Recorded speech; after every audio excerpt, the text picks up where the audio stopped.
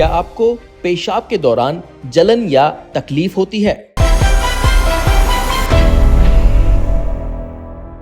तो हो सकता है ये फिमोसिस की समस्या हो। फिमोसिस एक ऐसी स्थिति है जिसमें पुरुष के लिंग की चमड़ी, जिसे फोरस्किन कहते हैं, इतनी टाइट हो जाती है कि उसे पीछे नहीं खींचा जा सकता। ये समस्या छोटे बच्चों से लेकर पुरुषों तक किसी को भी हो सकती है। इस समस्या के कुछ मुख्य कारण भी होते हैं, जैसे जन्म से फोरस्किन का टाइट होना, बार बार संक्रमण या अस्वच्छता, स्किन डिजीज जैसे बेलनाइटिस, मधुमेह के रोगियों में संक्रमण की भावना ज्यादा होती है, चोट या गलत तरीके से फोरस्किन खींचना। छोटे बच्चों में ये अक्सर सामान्य होता है और उम्र के साथ ठीक हो जाता है, लेकिन अगर ये समस्या एडल्ट उम्र तक रहती है तो इससे संक्रमण, पेशाब में दिक्कत या यौन संबंध के दौरान दर्द जैसी समस्याएं हो सकती हैं। अब इस समस्या के लक्षण के बारे में भी जान लेते हैं। फोरस्किन का तंग होना इस समस्या का लक्षण है।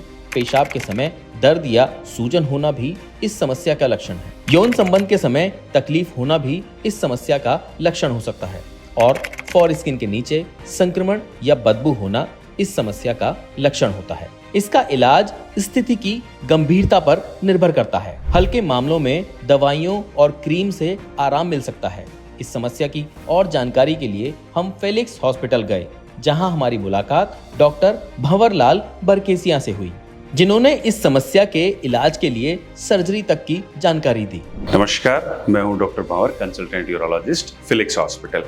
आज हम बात करेंगे जो फाइमोसिस, बेलेनाइटिस, बेवेलिनोपोस्टाइसिस और इन सब के लिए अगर सर्जरी की जरूरत पड़ती है तो वो होता है सर्कमसिजन, इसके बारे में। तो बेलेनाइटिस का मतलब होता है ग्लांस ऑफ पीनस के ऊपर इन्फेक्शन हो जाना। बेलेनोपोस्टाइसिस मतलब ग्लांस ऑफ पीनस के साथ साथ में जो ऊपर की स्किन है, कवरिंग है, प्रीप्यूसिल स्किन है, उसका भी इन्फेक्शन हो जाना। फाइमोसिस का मतलब होता है कि जो पीनस के ऊपर की स्किन है वो पीछे रिट्रैक्ट नहीं कर पाना, ये होता है फाइमोसिस। और अगर इनके लिए सर्जरी की जरूरत पड़ती है तो जो होता है सर्कमसिजन। सर्कमसिजन में पीनस के ऊपर की चमड़ी को हटा दिया जाता है, जिसे बहुत ही सिंपल शब्दों में खतना भी बोला जाता है। तो ये होता क्यों है और कब हमें इसके लिए ऑपरेशन की जरूरत है, कब हमें इलाज की जरूरत है? तो होता है, अगर बच्चों में बात करें तो बहुत सारे बच्चों में नॉर्मली फाइमोसिस होता है जो एज के साथ में ठीक भी हो जाता है, तो हमें कुछ नहीं करना होता, हमें ऑब्जर्व करना होता है। अगर over the time with age progression अगर वो ठीक नहीं होता है तो हमें उसमें सर्कमसिजन की जरूरत पड़ सकती है। अगर एडल्ट्स में बात करें तो मोस्ट कॉमन कॉज ऑफ बेलेनोपोस्टाइटिस और बेलेनाइटिस का कारण होता है डायबिटीज। अगर आपका शुगर अच्छे से कंट्रोल नहीं है तो आपके पीनस के ऊपर की जो स्किन है उसका सबसे टॉप वाला जो टिप वाला पार्ट है उसके अंदर हल्का हल्का इन्फेक्शन होने लगता है, चमड़ी पे रेडनेस आने लगती है और रेडियल कट्स लग जाते हैं चमड़ी में। ऐसा जैसा साइकिल की ताड़ियाँ होती हैं, इस तरह के लंबे लंबे चारों तरफ के कट्स लगने लग जाते हैं। ये कट्स थोड़े दिनों में हील होते हैं। हील होने के बाद में स्किन थोड़ी और कॉन्ट्रैक्ट होती है और ओवर द टाइम ये बढ़ता बढ़ता बढ़ता बढ़ता फाइमोसिस तक प्रोग्रेस भी कर सकता है। तो इसके लिए हमें सबसे पहला हमें डायबिटीज हमारी कंट्रोल करनी है। दूसरा, इसके लिए मैं कुछ एंटीबायोटिक्स भी ले सकते हैं। जब ये ठीक हो जाए तो उसके बाद में दोबारा एसेस किया जाता है कि क्या ये स्किन पीछे जा सकती है या नहीं जा सकती है। अगर स्किन की इलास्टिसिटी चली गई है, दोबारा इन्फेक्शन होने का खतरा है या स्किन पीछे जाने में नहीं जा पा रही हो, तो उसके लिए सर्कमसिजन किया जा सकता है। तो अब हम बात करते हैं कि सर्कमसिजन क्या है और कैसे किया जाता है। तो सर्कमसिजन के लिए जो हमारी पीनस की जो ऊपर की कवरिंग होती है, स्किन होती है, उसको हटा दिया जाता है। अब वो किस तरह से हटाया जाता है, उसके भी हटाने के कई तरीके हैं। कितनी स्किन को हटाया जाए और क्यों हटाया जाए, तो जो हटाने के तरीके हैं उसमें सबसे पहला जो मोस्ट कॉमन होता है वो होता है स्टिच वाला या टाँके वाला ऑपरेशन।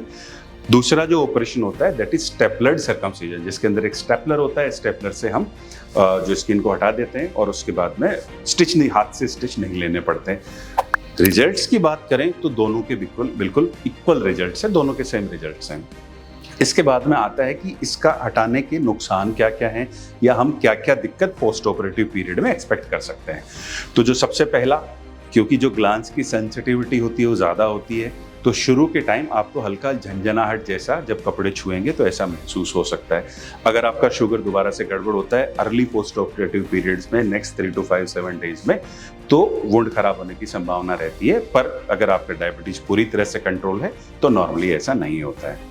Thank you. हेल्थ से जुड़ी ऐसी कई और जानकारी के लिए फेलिक्स हॉस्पिटल के YouTube चैनल को सब्सक्राइब करें और अपने सवाल कमेंट बॉक्स के जरिए हम तक पहुंचाएं और डॉक्टर की अपॉइंटमेंट के लिए दिए गए नंबर 9810455953 पर संपर्क करें।